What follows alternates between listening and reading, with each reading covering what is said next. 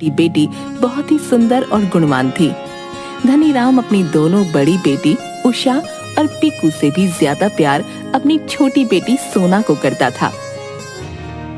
अरे कहाँ हो मेरी प्यारी बेटियों, देखो मैं तुम्हारे लिए मेले से बहुत सुंदर सुंदर उपहार लाया हूँ।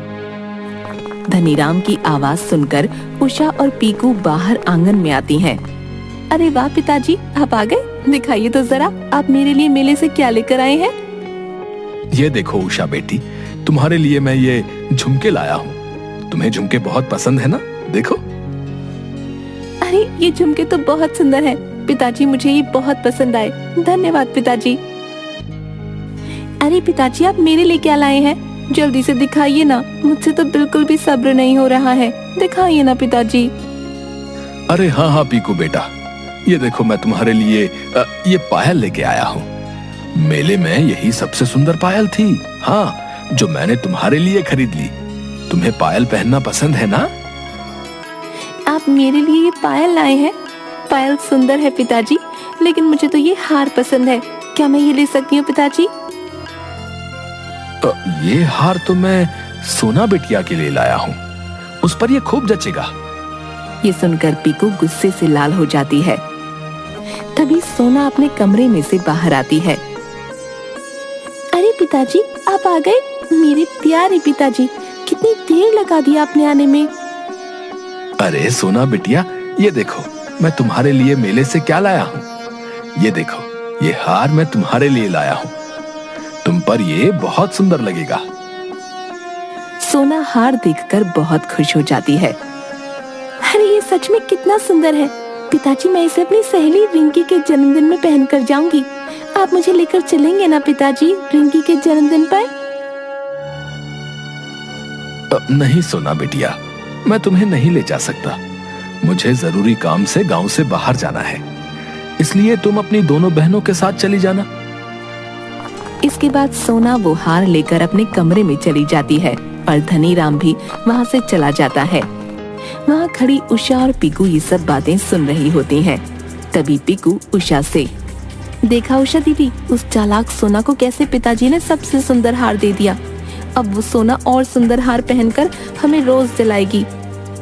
हाँ सही कह रही हो तुम, इस सोना ने न जाने कौन सा जादू कर दिया है। पिताजी हम दोनों से भी ज्यादा इस सोना से प्यार करते हैं। पीकू अपना सिर हिलाते हुए हाँ कहती है। उसके बाद दोनों अपने कमरे में चली जाती हैं। अगली सुबह सोना बहुत सुंदर ड्रेस पहनती है और वो हार भी, जो सोना के गले में बहुत चमकदार और सुंदर लग रहा होता है, जिसे देखकर दोनों बहनों को गुस्सा आ जाता है। इसके बाद तीनों बहनें रिंकी के घर जाने लगती हैं। कुछ दूरी पर चलने के बाद, मुझे लगता है हमें जंगल के रास्ते से चलना चाहिए, इससे हम रिंकी के घर जल्दी पहुंच जाएंगे। ठीक है, जंगल के रास्ते से ही चलते हैं। लेकिन वो जंगल तो काफी डरावना है, वहाँ से जाना क्या सही होगा? गांव के लोग उस जंगल के बारे में तरह तरह की बातें करते हैं। देखो जंगल कोई डरावना नहीं है, गांव के लोग तो बस ऐसे ही बोलते रहते हैं। तुम्हें अपनी दोस्त के जन्मदिन पर जाना है या नहीं? चुपचाप चलो, समझी तुम? पीकू की ये बात सुनकर सोना उदास हो जाती है और उषा पीकू के साथ जंगल की ओर चलने लगती है। जंगल में आते ही, अरे मुझे तो बहुत प्यास लग रही है, प्यास के मारे मुझसे और चला नहीं जाएगा। मैं पास वाली नदी से पानी पीकर आती हूँ, तुम दोनों यहीं खड़ी रहना। ये कहने के बाद उषा वहाँ से चली जाती है। काफी देर बाद जब उषा वापस नहीं आती तब, अरे ये उषा दीदी कहाँ रह गई हैं? मैं उन्हें देखकर आती हूँ, तुम यहीं खड़े रहना, समझी? कहीं जाना मत यहाँ से। लेकिन दीदी मुझे इस जंगल में वैसे ही काफी डर लग रहा है, आप मत जाइए। मैं उषा दीदी को देखने जा रही हूँ, न जाने वो कहाँ रह गई हैं। अगर पिताजी को पता चल गया तो बहुत गुस्सा करेंगे। तुम चुपचाप यहीं खड़ी रहना, मैं उषा दीदी को लेकर अभी आती हूँ। ये बोलकर पीकू वहाँ से चली जाती है। बेचारी सोना जंगल में खड़ी बहुत डर रही होती है। सोना को जंगल में शाम हो जाती है, लेकिन उसकी दोनों बहनें वापस नहीं आती। जब रात तक भी उसकी बहनें नहीं आती तो सोना रोने लगती है कि तभी सोना को जंगल में किसी के आने की आवाज सुनाई देती है। थोड़ी देर बाद सोना देखती है कि एक बहुत डरावनी बुढ़िया, जिसकी आंखें लाल होती हैं, उसने काले रंग की साड़ी पहनी होती है। वो सोना की तरफ काफी तेजी से आ रही होती है